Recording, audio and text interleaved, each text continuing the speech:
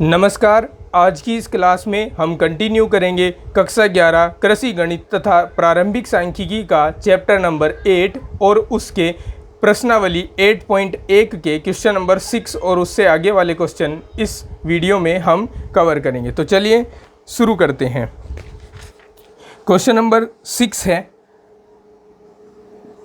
Screen पर show हो रहा होगा, एक बार आप इसको पढ़ लीजिए। ABC एक समकोण त्रिभुज है जिसकी भुजाएं A, B और C क्रम से 3, 4 और 5 सेंटीमीटर हैं। कोण A और B के त्रिकोणमितीय अनुपात ज्ञात कीजिए। ठीक है, ABC एक समकोण त्रिभुज है। ABC समकोण त्रिभुज है और यहाँ पहले मैं लिख देता हूँ A = 3 है, B = 4 है, C = 5 है। तो इनमें बड़ी भुजा क्या है? 5। तो इसका मतलब जो त्रिभुज हम बनाएंगे उसका जो समकोण होगा वो बड़ी भुजा वाला कोण होगा, यानी C समकोण होगा।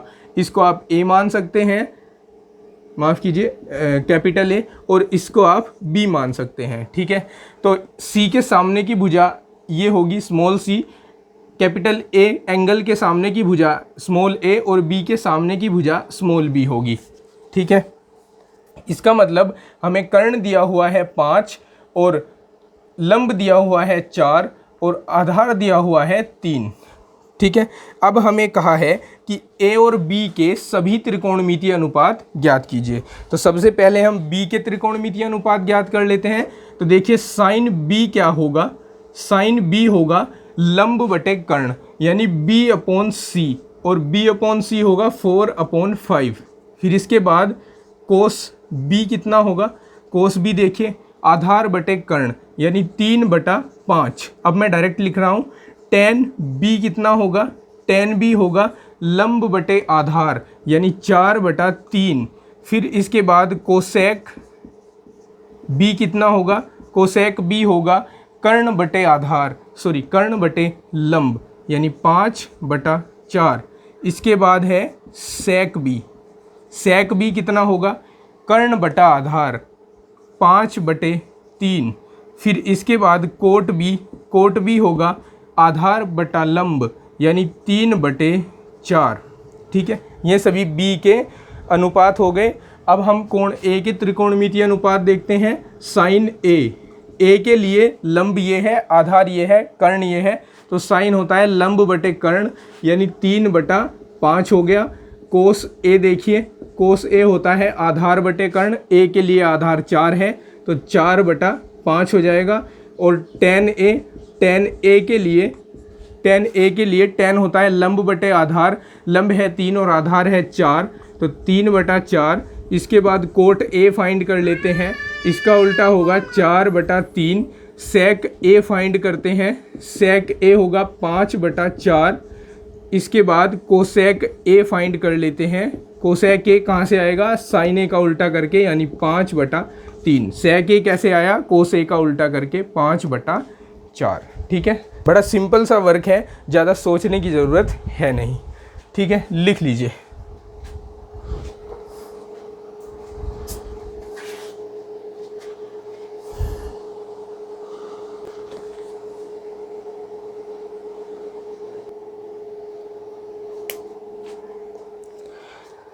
देखिए अब क्वेश्चन नंबर 7 को एक बार पढ़ लेते हैं।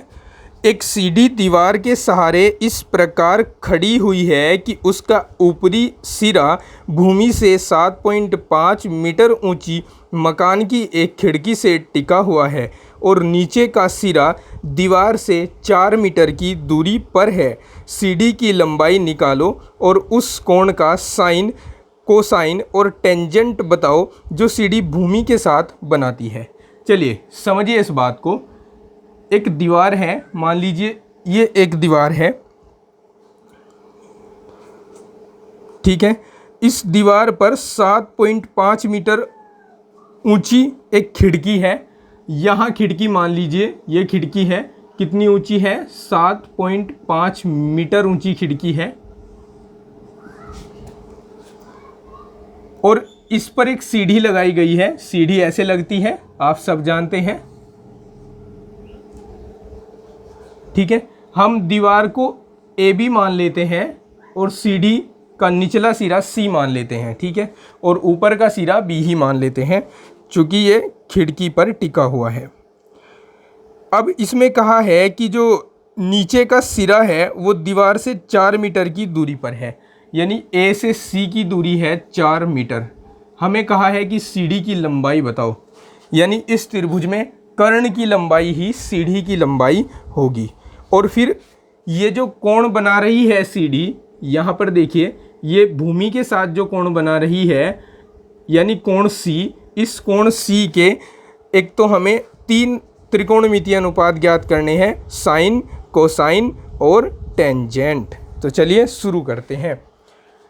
चित्र में हमारे पास कर्ण नहीं है तो हम लिख लेते हैं चित्र से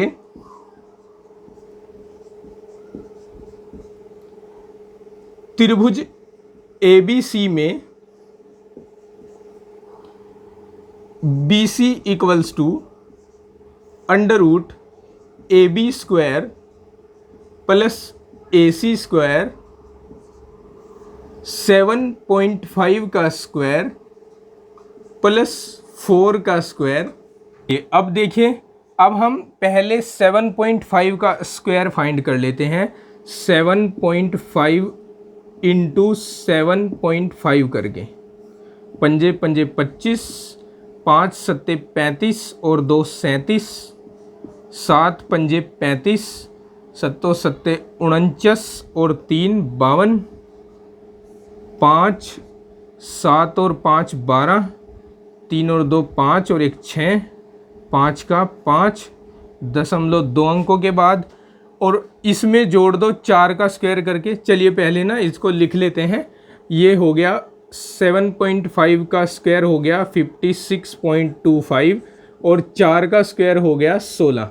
अब इनको जोड़ लेते हैं। इसमें 16 जोड़ने के लिए 16.00 लिखेंगे तो यहाँ 5 2 12 हो जाएगा और 5 और 1 6 और 1 7 हो जाएगा, यानी ये आएगा 72.25।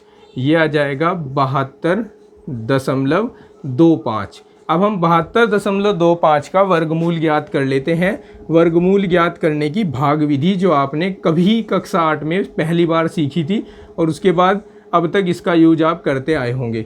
2 के जोड़े बना दिए इनके। पहले जोड़े में हम देख रहे हैं 8 8 64 चल जाएगा, बचेगा 12 में से 4 घटकर 8। इधर तो कुछ नहीं बचने वाला, यहाँ डेसिमल लगाया, ऊपर से 25 को नीचे ले आए। अब 8 का दूना हो गया 16 और 16 के साथ अब 5 लेंगे, 5 ही ऊपर लिखेंगे और 165 में 5 की गुणा कराएंगे तो फिर से 825 आएगा, यानी यहाँ शेष बचेगा 0। इसका मतलब 72.25 का वर्गमूल होगा 8.5 मीटर और यही क्या होगा, यही होगा सीढ़ी की लंबाई। ठीक है, यही होगा सीढ़ी की लंबाई बराबर 8.5 मीटर। ठीक है, अब हम ये जो हमारे पास कोण C है इसके साइन, कोसाइन और टेंजेंट को फाइंड करेंगे। तो नाउ साइन C, साइन होता है लंब बटे कर्ण, यानी AB/BC जो हो जाएगा 7.5/8.5। पॉइंट से पॉइंट हटाइए, इसको आप 5 से काट सकते हैं, 15/16 आएगा। 15/16 नहीं, 5 एकम 5, 5 सत्ते 35, 15/17 आएगा। फिर हम साइन के बाद कोसाइन यानी कोस C का मान फाइंड करेंगे जो होगा आधार बटे कर्ण, यानी AC/BC जो होगा 4/8.5। नीचे से डेसिमल हटाएं तो ऊपर 0 लगेगा और अब इसको 5 से काट सकते हैं, 8/17 आ जाएगा। फिर हम इसका टेंजेंट फाइंड करेंगे यानी tan C, और tan होता है लंब बटे आधार यानी 7.5/4। डेसिमल हटाएंगे, 0 बढ़ा देंगे, 5 से काट देंगे, ऊपर 15 आएगा, नीचे 8 आएगा। ये हो गया इस क्वेश्चन का कंप्लीट आंसर। ठीक है, लिखिए।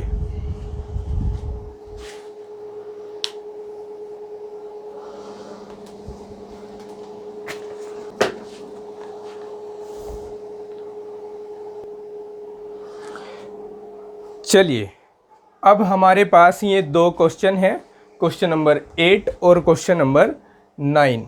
बड़े सिंपल से क्वेश्चन हैं, देखिए कैसे करने हैं इनको।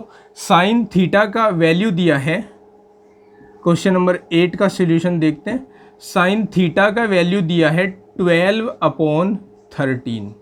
तो इसके लिए एक ट्रायंगल बना लेंगे, त्रिभुज बना लेंगे, यहाँ लिख देंगे थीटा। अब जो साइन होता है वो लंब बटे कर्ण होता है, यानी ये 12 लंब का काम करेगा और 13 कर्ण का काम करेगा। थीटा के सामने वाली जो भुजा होती है वो होती है लंब और बड़ी भुजा होती है कर्ण। ठीक है, अब हमें tan थीटा फाइंड करना है। अब tan थीटा, और tan थीटा हम जानते हैं होता है लंब बटे आधार, और आधार अभी हमारे पास इस त्रिभुज में नहीं है, जो हमें ज्ञात करना पड़ेगा। आधार को ज्ञात करने के लिए अंडर रूट के अंदर कर्ण का स्क्वायर कर दीजिए और उसमें से लंब के स्क्वायर को घटा दीजिए। ये आएगा 169 माइनस 144, जो घटाकर बचेगा 25, और 25 का वर्गमूल बचेगा 5। इसका मतलब आधार निकल गया 5। तो tan थीटा का मान हो जाएगा लंब यानी 12 और बटे आधार यानी 5। ये होगा आंसर। सेम इसी तरह देखिए इस क्वेश्चन नंबर 9 को, जिसमें कोस थीटा हमें a/b गिवन है। ठीक है, इसका मतलब कोस थीटा है तो आधार बटे कर्ण होगा, आधार बटे कर्ण। ये है हमारे पास एक ट्रायंगल। ठीक है, यहाँ थीटा लिख दीजिए। आधार का काम a करेगा, आधार ये है, और कर्ण का काम b करेगा। तो भाई लंब कैसे ज्ञात हो, कर्ण के स्क्वायर में से आधार का स्क्वायर माइनस कर दीजिए।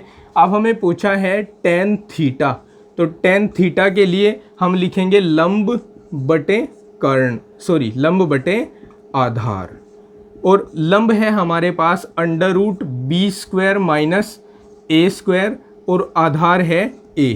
ठीक है, यहीं पे छोड़ देंगे और लिख देंगे आंसर। है ना, इजी और सिंपल। लिखिए जरा।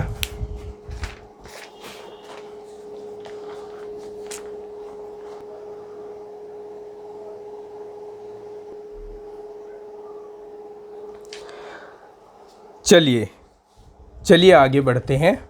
और अब हम कह सकते हैं कि इस एक्सरसाइज का सबसे धांसू क्वेश्चन जो आया है वो है क्वेश्चन नंबर 10, जिसमें आपको कहा है कि सिद्ध कीजिए कि किसी कोण के त्रिकोणमितीय अनुपात जब तक उस कोण में कोई परिवर्तन नहीं होता तब तक लेते रहते हैं। यानी इसके कहने का मतलब है कि किसी त्रिकोणमितीय अनुपात, किसी कोण के त्रिकोणमितीय अनुपात जब तक उस कोण में कोई परिवर्तन न हो, बदलते नहीं हैं, सेम रहते हैं।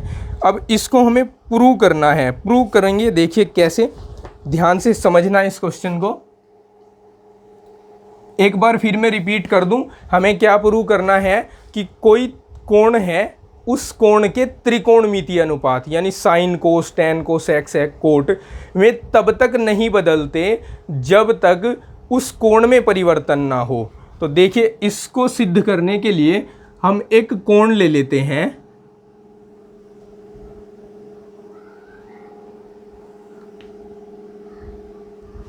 ये कोण ले लिया एक मैंने, इसका नाम रख रहा हूं BAC, और इस कोण को मैं बोल रहा हूं थीटा।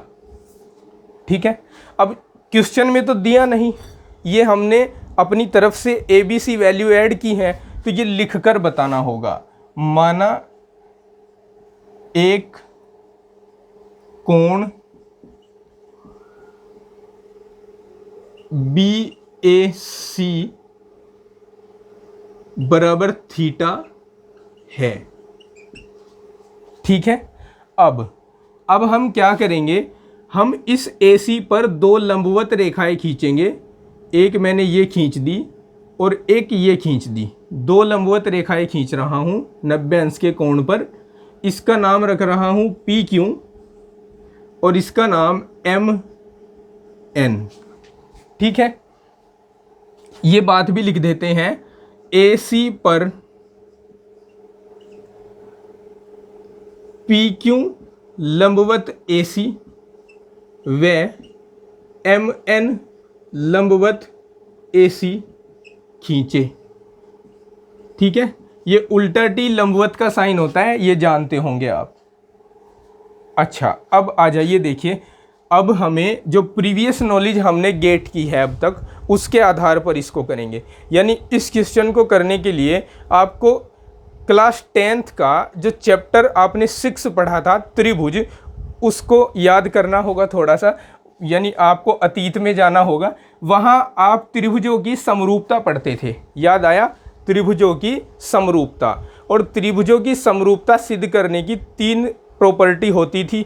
एक तो होती थी भुजा कोण भुजा, एक होती थी भुजा भुजा भुजा, और एक होती थी कोण कोण और कोण, यानी AAA, SAS और SSS। ठीक है, तो हम यहाँ जो प्रॉपर्टी यूज करेंगे दो त्रिभुजों को समरूप दिखाने की, वो होगी AAA। और उन त्रिभुजों को समरूप दिखाने की आवश्यकता क्या है वो भी समझिए।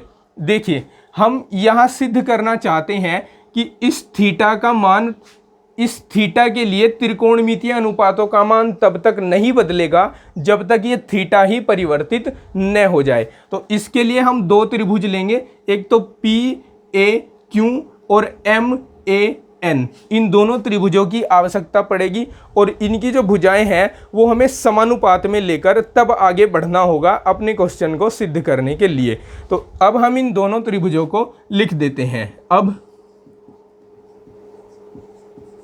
चित्र से त्रिभुज PAQ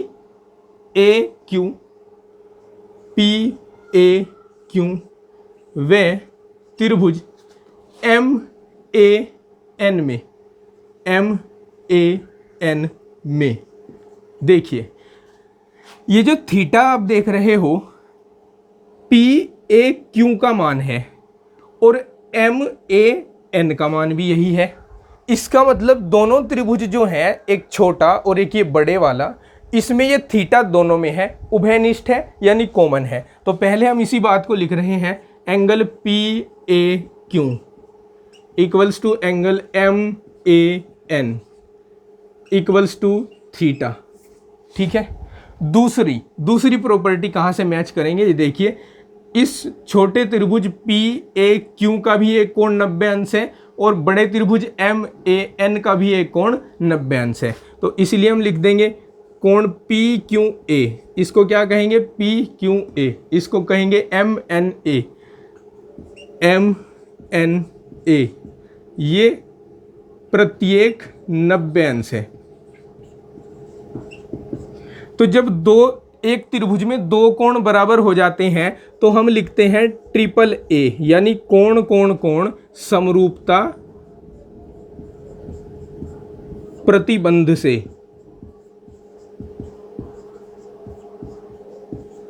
ये दोनों त्रिभुज, ये जो हम लेकर चले थे, ये हो जाएंगे समरूप। और जब 2 त्रिभुज समरूप हो जाते हैं तो उनकी संगत भुजाएं होती हैं समानुपात में। तो हम यहाँ संगत भुजाएं लेंगे PQ और MN, PQ अपॉन MN। ठीक है, इक्वल्स टू, अब इस PA की संगत कौन है, MA, तो PA अपॉन MA। और इस QA की संगत कौन है, NA, QA की संगत है NA। ठीक है, अब हम इनमें से किन्हीं 2 भुजाओं को लेकर चलेंगे। तो हम इन पहली 2 भुजाओं को इक्वल लेकर चलते हैं, यानी पहली 2 भुजाओं के युग्म को। तो अब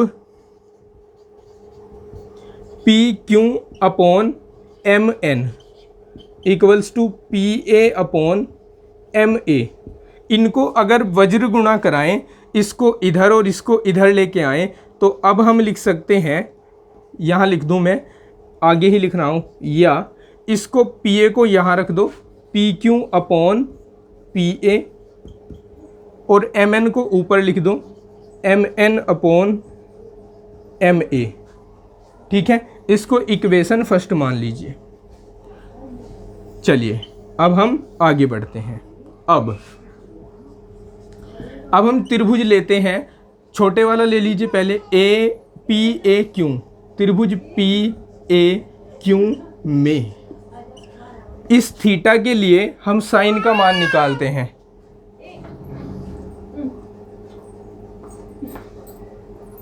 बंद कर दें।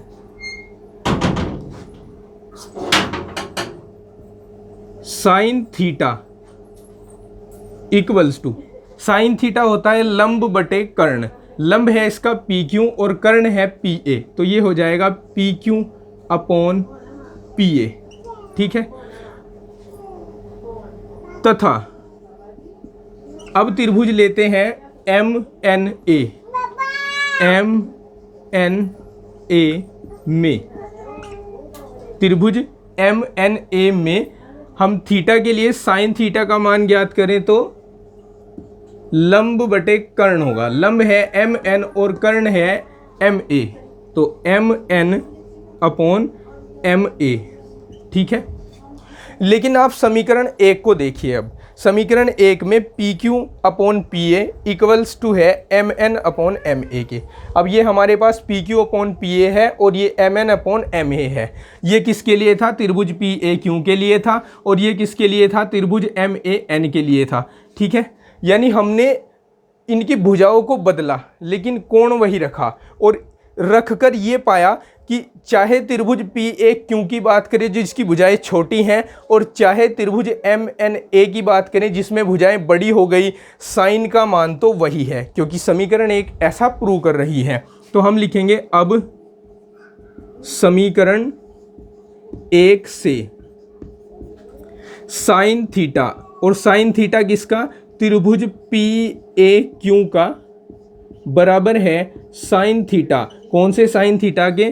त्रिभुज एम एन ए वाले के, ठीक है।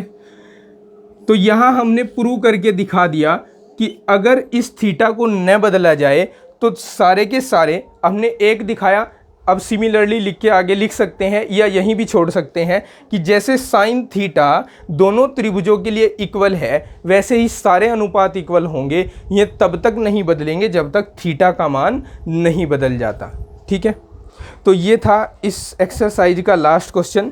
इससे पहले वाले जो क्वेश्चन है, क्वेश्चन नंबर 1 to 5, उनको हमने सोल्व करवा दिया था इस क्लास के वीडियो के पहले पार्ट में।